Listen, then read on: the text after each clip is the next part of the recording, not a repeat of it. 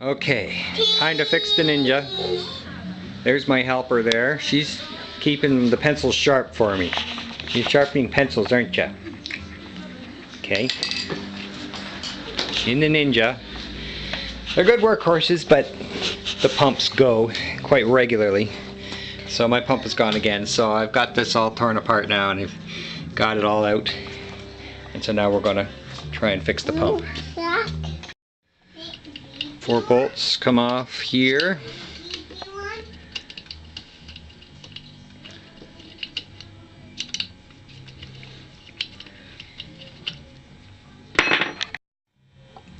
Got the bolts out, and then you take this off, and you can see how it's got a bushing that turns in here. I'll show you how to get it off in a sec. This pump here, as you can see, it's seized like they keep doing. These pump techs, they don't leak, but they like to seize up.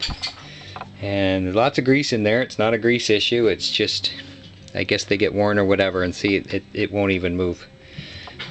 So she's done.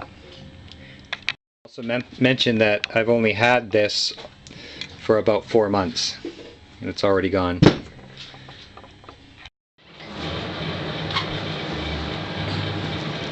So I've taken this off and I used some channel locks, and I got this off here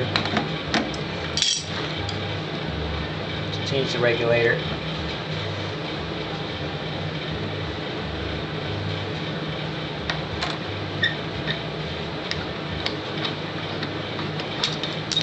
Because eventually these cause problems too if you never change them. And it is the one thing I've never changed in this Ninja. Take the other one apart, you make sure that stays greased.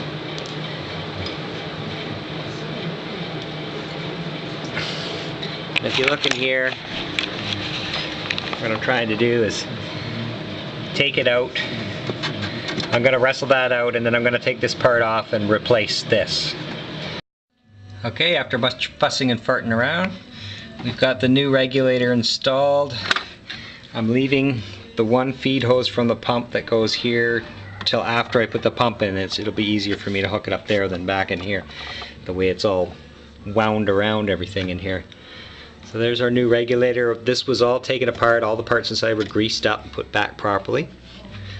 So now we're moving on to the pump.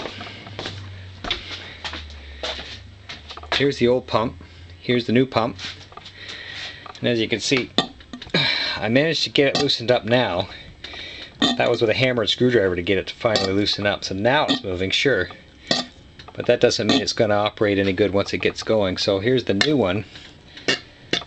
And it almost sounds different when you move it.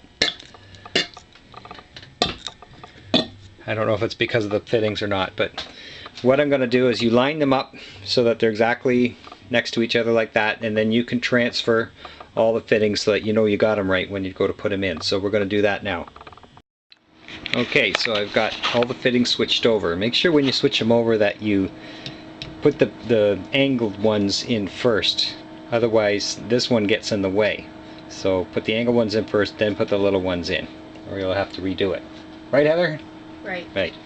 So now we take from the motor, the way these bearings come off, is you get an Allen key, it goes in there and it locks it in place, and then you get your 7/16 wrench on the shaft, and then you turn the 7/16 wrench to twist that off.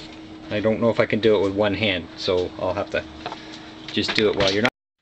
Okay, so we didn't need to switch the bearing because I'm going to keep this motor. This was the newer motor, but if you're switching the motor, you'd have to switch that bearing inside that I just showed you about. So I decided, no, I think I'm going to keep the new motor just so everything's new going in and hopefully no problems for a while.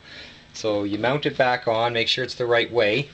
When it goes in the machine, this is going to go out to the regulator and in from the other part, so that is the right way when that lays down in the machine.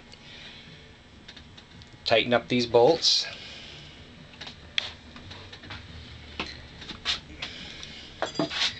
And then we're ready to go back to the Ninja and try and wrestle this back into the machine. So this might make me feel better about not buying a new Ninja today. If I get it all cleaned up before I put it together, who knows, maybe it'll even run better. Sometimes stuff just runs better when you clean it all up. So we're gonna clean it up nice and classy like. I was tempted to take a power washer to here, but I don't know. Soak down all the wires. I might be waiting 3 days for it to dry out before it'll run. So I'm just gonna give it a wipe.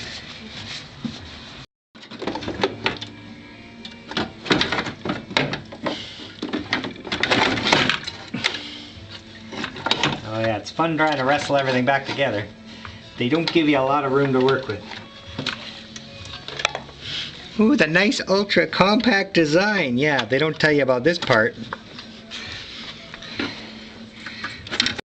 Of course it would need a shoulder.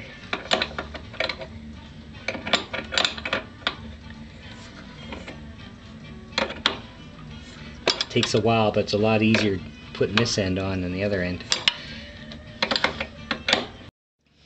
Okay, go. White to white, black to black. Was it white to white? Put these nice little ends on, new ends. Black to black. And then just to make sure I tape those up. It's a different thread or something.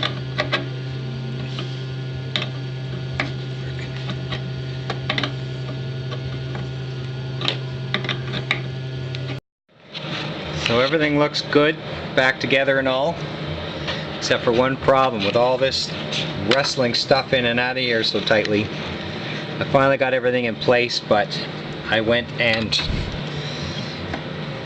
by moving the back in, I hit this fuse assembly here, that's for the fuse, and cracked it right there, broke it, and so now it won't run until I get that fixed. I don't have another one, and we need to be up and running for tomorrow until I can get another one.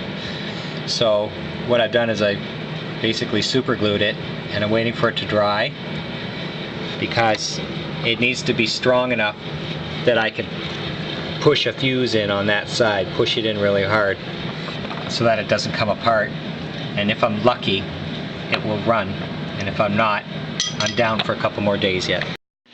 Okay, well, we got our new regulators all in and installed.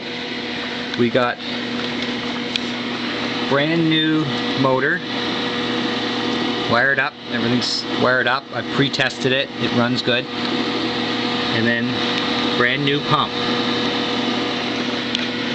All hooked up, all the wiring's been checked, and that part in there where the fuse holder broke, it's glued, it's been set overnight, it's solid.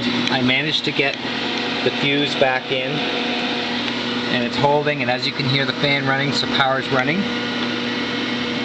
I go to turn it on, and it still doesn't work. It just hums. What is wrong? It's got power going to it. What is wrong with this? Brand new pump, brand new motor, power going through, hums. Won't turn over the pump.